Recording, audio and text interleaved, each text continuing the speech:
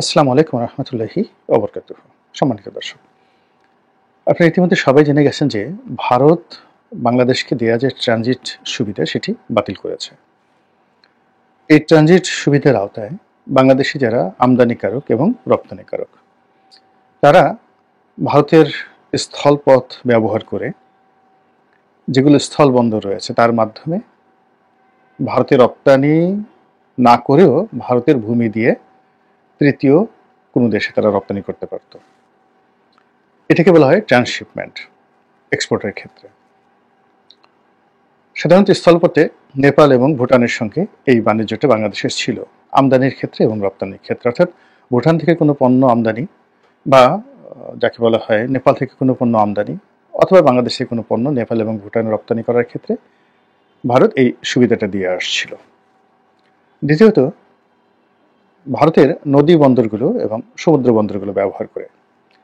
সমুদ্র বন্দরের মধ্যে নবাবশিবা সমুদ্র বন্দর আর যাকে বলা হয় কলকাতার হলদিয়া নদী বন্দর, এর বাইরে আরও বেশ কয়েকটি নদী বন্দর এবং সমুদ্র বন্দর ব্যবহার করে বাংলাদেশ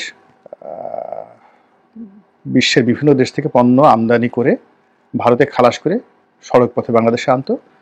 আবার একইভাবে বাংলাদেশ থেকে বিভিন্ন পণ্য ভারতের এই সকল বন্দরে পাঠিয়ে সেখান থেকে বিশ্বের বিভিন্ন দেশে পাঠাতো। এটা হলো নদীপথে। আর আকাশপথে মূলত দিল্লি এয়ারপোর্ট এবং কলকাতা এয়ারপোর্ট সহ আর বেশ কয়েকটি এয়ারপোর্ট ব্যবহার করা হতো গার্মেন্টস রপ্তানি করার জন্য। এবং ভারতের সুবিধা বাতিল করার কারণে প্রাথমিক হিসাবে বাংলাদেশের ২,০০০ কোটি টাকা বাৎসরিক ক্ষতি হচ্ছে এবং বাংলাদেশ এই ক্ষতির মুখে পড়তে যাচ্ছে। এটা স্বয়ং বাণিজ্য উপদেষ্টা নিজ মুখে স্বীকার করেছেন। চুলচেরা হিসাব করলে এই পরিমাণ বাড়বে বই কমবে না। ২ নম্বর হলো যে এই ঘটনা ঘটার ফলে কি প্রতিক্রিয়া দেখা দিয়েছে। ১ নম্বর প্রতিক্রিয়া হলো ব্যবসায়ীদের মধ্যে ভীষণ রকম হতাশা এবং ডক্টর মোহাম্মদ ইউনূসের সরকার সঙ্গতের কারণে বিব্রত। এর কারণ হলো এই সমস্যাটি তৈরি হয়েছে বিমস্টেক বৈঠকের পর। অর্থাৎ বিমস্টেক বৈঠকে মিস্টার নরেন্দ্র মোদীর সঙ্গে মিস্টার ডক্টর ইউনূসের যে বৈঠক হয়েছিল সেই বৈঠকে যে সকল কথাবার্তা হয়েছে, যে সকল প্রচার এবং প্রোপাগান্ডা হয়েছে, তাতে করে আমরা দেখলাম যে ভারতের পক্ষ থেকে যা প্রচার করা হচ্ছে আর বাংলাদেশের পক্ষ থেকে যা প্রচার করা হচ্ছে এই দুইয়ের মধ্যে ব্যাপক মতপার্থক্য। এবং এই বৈঠকটি অবস্থা দৃষ্টি মনে হলো যে না হলে ভালো হতো। যারা এই বৈঠকের আয়োজন করেছেন তারা এই সর্বনাশটি বাংলাদেশে করে দিয়েছেন। দ্বিতীয়ত, চীন সফরে গিয়ে ডক্টর মোহাম্মদ ইউনূস এমন কিছু কথা বলেছেন ভারতের 7 সিস্টার নিয়ে এবং আমাদের সমুদ্র বন্দরগুলোর সক্ষমতা এবং এই 7টি রাজ্যকে আমরা যদি ট্রানজিট সুবিধা না দিই তাহলে তাদের কি অসুবিধা হতে পারে। এই সকল কথাবার্তা বলার কারণে সঙ্গত কারণে ভারত বিক্ষুব্ধ হয়ে এই সিদ্ধান্তটি নিয়েছে। এরপর বাংলাদেশ ভারতের ট্রান্সশিপমেন্ট বাতিল করেছে। তারপর ভারত থেকে বাংলাদেশে যে পণ্য ভারতীয় পণ্য আমদানির এরকম প্রায় 40টার মতো পণ্য বা 37টার মতো পণ্য আমদানি নিষিদ্ধ করেছে। এর ফলে বাংলাদেশের এই আপাত দৃষ্টিতে 1-2 বছর 3 বছরে কি ক্ষয়ক্ষতি হবে, ব্যবসার উপর নেতিবাচক কি প্রতিক্রিয়া দেখা দিবে, সেই বিষয়গুলো নিয়ে আলাদা একটি ভিডিও করার প্রয়োজন রয়েছে বলে আমি মনে করি। যেহেতু ব্যবসা বাণিজ্যের সঙ্গে সম্পৃক্ত এবং মাল্টিন্যাশনাল কোম্পানিগুলোর সাথে দীর্ঘদিনের সম্পর্ক এবং আন্তর্জাতিক শিপিং ব্যবসা গার্মেন্টস ব্যবসার সাথে জড়িত, কাজেই এই যে ট্রান্সশিপমেন্ট সংক্রান্ত যে সমস্যা এবং আমদানি সংক্রান্ত যে সমস্যা এটি আমার চোখের সামনে ভাসছে। কোনো কাগজ কলমের কিছু দরকার নেই, আমি একদম মুখস্থ বলে দিতে পারি যে কী ক্ষয়ক্ষতি হতে যাচ্ছে। তো যাই হোক, এখন আমরা যেটা বলি যে এই পরিবেশ এবং পরিস্থিতির কারণে বাংলাদেশের যারা সরকার তারা সমালোচনার মুখোমুখি হচ্ছে, ভারতীয় পত্রপত্রিকায় নানা রকম নেতিবাচক কথাবার্তা হচ্ছে। আর বাংলাদেশের মধ্যে যে ভয় সংস্কৃতি রয়েছে সেই ভয় সংস্কৃতির কারণে অনেকে কথা বলতে পারছেন না, কিন্তু মনে মনে নিদারুণভাবে বিক্ষুব্ধ যে এই ধরনের দায়িত্বপূর্ণ পদে থেকে এই কথা বলার কি দরকার ছিল।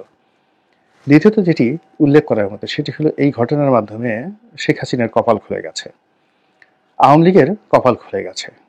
সেই বিষয়ে বিস্তারিত বলবো। তার আগে আমি আওয়ামী লীগের যারা প্রচার মাধ্যমে ছিলেন, বিশেষ করে সিআরআই কিংবা তথ্যমন্ত্রী যারা ছিলেন, তাদের যে দুর্বলতা এবং অক্ষমতা এবং দলকে ডুবানোর জন্যে তাদের যে অকার্যকর নেতিবাচক কথাবার্তা, সেই কথাবার্তার যে যোগ্যতা সেটার তুলনায় দলকে আফোর্ড করার যে ক্ষমতা এই সময়টাতে সেটা ফুটে উঠল। কারণটা হলো আওয়ামী লীগ বিরোধীরা সবসময় প্রচার করতে যে ভারতের নিকট বাংলাদেশ একেবারে ইজারা দিয়ে দেওয়া হয়েছে। বাংলাদেশের রেলপথ, তারপর সড়কপথ, নদীপথ, সমুদ্র সবকিছু ভারতকে দিয়ে দেওয়া হয়েছে, বিনিময়ে বাংলাদেশ ভারত থেকে কিছুই পায়নি। কিন্তু এখন আমরা এই ঘটনার সময় এই ডক্টর ইউনূসের কল্যাণে জানতে পারলাম যে এই চুক্তিগুলো ছিল দ্বিপাক্ষিক, অর্থাৎ বাংলাদেশের ভূমি ব্যবহার করে ভারত যেভাবে ট্রান্সশিপমেন্ট সুবিধা পেয়েছিল, কিন্তু সেই ট্রান্সশিপমেন্ট সুবিধা যদি তারা ব্যবহার করে থাকে তাহলে তাদের কয় টাকা লাভ হয়েছে, কয় হাজার কোটি টাকা লাভ হয়েছে, এর ব্যাপারে যদি কোনো সন্তোষজনক জবাব থাকতো, ইউনূস সরকার কিন্তু বলে ফেলতো যে আমরা ট্রান্সশিপমেন্ট বন্ধ করে দিয়েছি, ভারতেরও 2,000 কোটি টাকা ক্ষতি হয়েছে। কিন্তু যদি দেখা যায় যে ভারতের ক্ষতি হয়েছে 2 কোটি টাকা, কিংবা গত 6 মাসে ভারত কোনো বাংলাদেশের ট্রানজিটে হয়তো ব্যবহার করেনি, এরকম যদি ঘটনা হয়ে থাকে, তাহলে তো সঙ্গত কারণে শেখ হাসিনা এবং আওয়ামী লীগের প্রতি মানুষের এক ধরনের আবেগ তৈরি হয়ে যাবে যে না, তার দেশপ্রেম ছিল, সে ভারতের সাথে দর কষাকষি করে এমন সুবিধা আদায় করে নিয়েছিল যার কারণে একটি দেশ প্রতি বছর অন অ্যাভারেজে এই ভারতের ট্রান্সশিপমেন্ট সুবিধা ব্যবহার করে বাংলাদেশের জন্য 2,000 কোটি টাকার বৈদেশিক মুদ্রার সুবিধা তারা আদায় করতে পেরেছিল। তো এই জিনিসটি আওয়ামী লীগ কখনো প্রচার করতে পারেনি। এই গেল এক। 2 নম্বর হলো যে এই সময়টিতে আমরা যেটি বিপদ এবং বিপত্তির মধ্যে রয়েছি সেটি হলো ভুটান থেকে আমদানি বন্ধ হচ্ছে, নেপাল থেকে আমদানি বন্ধ হচ্ছে, এবং বিকল্প পথে যদি আমদানি করতে হয়, তৃতীয় অন্য কোনো দেশ পাকিস্তান হয়ে যদি এটাকে আমদানি করতে হয়, সমুদ্র পথে আমদানি করতে হয়, দুবাই হয়ে যদি আমদানি করতে হয়, আপনি বুঝতে পারেন যে সেটির মূল্য আর ভুটানি থাকবে না, সেটির মূল্য নেপালি থাকবে না, সেটির মূল্য মঙ্গল গ্রহের কোনো বস্তুর মতো দুর্মূল্যের হয়ে পড়বে। কাজেই ওটা অসম্ভব। আবার বাংলাদেশে যে সকল পণ্য নেপাল বা ভুটান সেখানে নেয়, তাও যদি এভাবে তৃতীয় কোনো দেশ হয়ে তারা আমদানি করতে চায়, সেটির মূল্য আকাশচুম্বী হয়ে যাবে। এর চেয়ে আমেরিকা বা অস্ট্রেলিয়া থেকে তারা যদি একেবারে গ্লোবাল ব্র্যান্ডের সবচেয়ে দামি জিনিসপত্র তাদের দেশে আমদানি করে, সেটার খরচও তুলনামূলকভাবে কম পড়বে। তো এনিওয়ে, কিন্তু এই সমস্ত অনেক বিষয় যেগুলোর বিকল্প রয়েছে, আমরা যদি ভুটানি আচার না খাই, কথার কথা, ভুটানি জ্যাম জেলি না খাই, নেপালের পশমি কাপড় চোপড় বা যা আমরা আমদানি করি সেগুলো যদি না আনি, বা বাংলাদেশ থেকে যদি তারা না নেয়, আলটিমেটলি এই দুটো দেশেরই ভোক্তা পর্যায়ে তেমন কোনো ক্ষতি হবে না। কিন্তু একটা বিষয় যেখানে আমাদের একটা বৃহত্তর ইনভেস্টমেন্ট রয়েছে, কমিটমেন্ট রয়েছে, সেটা হলো ভুটানের জলবিদ্যুৎ আমরা বাংলাদেশে আমদানি করছি ভারতের ল্যান্ড ব্যবহার করে, এবং এটার পরিমাণ 500 মেগাওয়াট। আবার আমি বলছি 500 মেগাওয়াট, ইটস এ হিউজ, এবং এটা অনেক কম দামি। এবং এই 500 মেগাওয়াট বিদ্যুৎ প্ল্যান্ট থেকে জলবিদ্যুৎ ভারতের ভূমি ব্যবহার করে উত্তরবঙ্গকে যে বিদ্যুৎ সরবরাহ করছে, এবং উত্তরবঙ্গের গ্রিডে যে বিদ্যুৎ যুক্ত হচ্ছে, তার ফলে পুরো উত্তরবঙ্গের কৃষি, শিল্প, কলকারখানা সেখানে একটা প্রাণ সঞ্চারিত হয়েছে। এখন ভারত এই যে তার ভূমি ব্যবহার করে বাংলাদেশকে যে ট্রানজিট সুবিধা দিয়েছিল, এর আওতায় এই বিদ্যুৎও কাট অফ হয়ে যাবে বা কাট অফ হয়ে গেছে ইতিমধ্যে।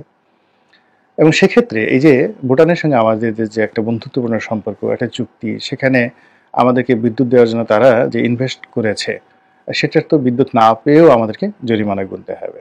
একইভাবে আদানিকে নিয়ে আমাদের যে সমস্যা তৈরি হয়েছে এই মুহূর্তে, অর্থাৎ ভারতের সঙ্গে আমাদের যে দ্বিপাক্ষিক সম্পর্ক, সেই দ্বিপাক্ষিক সম্পর্কের মধ্যে এখন বিস্ফোরা হিসেবে আদানি দেখা দিয়েছে। এর সঙ্গে সঙ্গে রামপাল বিদ্যুৎ কেন্দ্র, কয়লা ভিত্তিক বিদ্যুৎ কেন্দ্র, তো আদানি, রামপাল বিদ্যুৎ কেন্দ্র এবং তার সঙ্গে এই যে 500 মেগাওয়াট বিদ্যুৎ কেন্দ্র, এই 3টি বিদ্যুৎ কেন্দ্রে যদি সমস্যা তৈরি হয়, সারা বাংলাদেশে রীতিমতো হাহাকার তৈরি হয়ে যাবে, অশান্তি তৈরি হয়ে যাবে, অশান্ত পরিবেশ তৈরি হয়ে যাবে। এবং আরও একটা বিষয়, সেটি হলো আমরা ভারত থেকে পাইপলাইন ব্যবহার করে কম দামে আমরা ডিজেল এবং অন্যান্য জ্বালানি পণ্য ভারতের মাধ্যমে আমদানি করছিলাম। সরাসরি ভারত থেকে অথবা তৃতীয় কোনো দেশ থেকে আমদানি করে ভারতীয় বন্দর ব্যবহার করে সেই পাইপলাইন দিয়ে বাংলাদেশে আনার যে প্রকল্পটা চালু হয়েছিল, এটি আমাদের পেট্রোলিয়ামের চেইন অ্যান্ড সাপ্লাইতে একটা বিশাল গুরুত্বপূর্ণ ইনভেস্টমেন্ট ছিল শেখ হাসিনার জামানাতে। এবং এটা শুধুমাত্র যে ভারত থেকে বাংলাদেশে আসবে তা নয়, একই সঙ্গে কিন্তু ঢাকার সঙ্গে চট্টগ্রামের যে ডিপোগুলো রয়েছে, যেখানে আগে পরিবহনের মাধ্যমে হতো, অর্থাৎ দেখা গেল যে সেই মাদার ভ্যাসেল থেকে লাইটারিং করে সেখানে বাংলাদেশের রিফাইনারিগুলোতে পেট্রোলিয়াম আসতো, এবং এখানে যে চুরি চামারি হতো, অর্থাৎ মাদার ভেসেল থেকে লাইটার জাহাজ থেকে আবার রিফাইনারিতে, আবার সেই রিফাইনারি থেকে এসে যখন ট্রাকে করে সারা বাংলাদেশে পৌঁছে দেওয়া হতো, কিংবা যাকে বলা হয় ছোট ছোট লাইটার জাহাজে করে সেই তেল পরিবহন করে সেই যাকে বলা হয় সরবরাহের ব্যবস্থা ঠিক রাখা হতো, এখানে অলমোস্ট 20-25% সিস্টেম লস হয়ে যেত। এই অবস্থা থেকে দেশকে রক্ষা করার জন্য শেখ হাসিনার জমানাতে একটা বিরাট বিনিয়োগের কথা শোনা গিয়েছিল। সেটি হলো ভারত থেকে যেভাবে পাইপলাইনের মাধ্যমে পেট্রোলিয়াম আসবে, আবার রিফাইনারি অর্থাৎ চট্টগ্রাম রিফাইনারি থেকে ইস্টার্ন রিফাইনারি যেটি, সেই রিফাইনারি থেকে পাইপলাইনের মাধ্যমে বাংলাদেশের বড় বড় যে সকল ডিপো রয়েছে সেই ডিপোতে সরবরাহ করা হবে। ফলে এখানে সিস্টেম লস 20-25% থেকে নেমে 5%-এ চলে আসবে, এবং এতে করে আমাদের জ্বালানি খাতে একটা রীতিমতো বিপ্লব তৈরি হবে। মূল্য কমে যাবে, সরকারের লাভ হবে, বিপিসি অর্থাৎ বাংলাদেশ পেট্রোলিয়াম কর্পোরেশন এবং এর অধিভুক্ত যে সকল পেট্রোলিয়াম কোম্পানি রয়েছে তাদের খরচ কমে যাবে। এখন এই যে ভারতের রেশারেশির কারণে ভারত থেকে বাংলাদেশের যে পাইপলাইন, এই পাইপলাইনের অবস্থা কি, অথবা ইস্টার্ন রিফাইনারি থেকে বাংলাদেশের অন্যান্য ডিপোতে যে সকল বড় বড় তেলের ডিপো রয়েছে, সরকারি ডিপো, তো সেই ডিপোগুলোতে যে পাইপলাইন স্থাপনের কাজটি সেটি কি শেষ হয়েছে না কোন অবস্থায় রয়েছে, এটা নিয়ে কিন্তু আমাদের সাধারণ জনগণ আমরা কোনো কথা বলছি না, অথচ এর উপর কিন্তু অর্থনৈতিক চাকা নির্ভর করছে। একই সঙ্গে আমরা কিন্তু আমাদের যে ইনভেস্টমেন্টটা সেটা এলএনজিতে নিয়ে গিয়েছি। তো এলএনজির যে ব্যবসা বাণিজ্য, টার্মিনাল নির্মাণ, এটি অনেকটা সরকারের সঙ্গে এবং আওয়ামী লীগের বড় বড় ব্যবসায়ী তাদের সঙ্গে সংযুক্তভাবে হয়েছে। আরও স্পষ্ট করে বললে এই সেক্টরে যে খনিজ জ্বালানি মন্ত্রী বিপু নসরুল হামিদ বিপু এবং সালমান এফ রহমান, তাদের একটা বিরাট বিনিয়োগ ছিল, এস আলমেরও বিনিয়োগ ছিল জ্বালানির সেক্টরে। এখন সেই বিনিয়োগগুলোর অবস্থা কি, সেই কর্মকাণ্ডগুলোর অবস্থা কি, বাংলাদেশের এলএনজির যে কাজকর্ম এখন কারা তদারক করছে, আওয়ামী ব্যবসায়ীরা নাকি ওখানে বিএনপি বা জামাতের কেউ দখল করেছে, অথবা সরকার ওটাকে অধিগ্রহণ করেছে, এবং এগুলোর উপর কিন্তু বাংলাদেশের প্রাণ ভ্রমরা নির্ভর করে। এবং সব মিলিয়ে আপনার কাছে কি মনে হয় যেগুলো আমাদের জানা উচিত না, কিংবা এগুলো কিভাবে সরকার সামাল দেবে এই বিষয়ে সরকারের ভাবা উচিত নয়, বা এই কথাগুলো নিয়ে খোলামেলা আলোচনা করা উচিত নয়, এবং এগুলোকে আমরা যে নির্বাচন করছি ডিসেম্বরে বা জানুয়ারি হবে, যে বিষয়গুলো আমরা খুব ব্যস্ত, তার চেয়ে কি এই বিষয়গুলো গুরুত্বপূর্ণ নয়?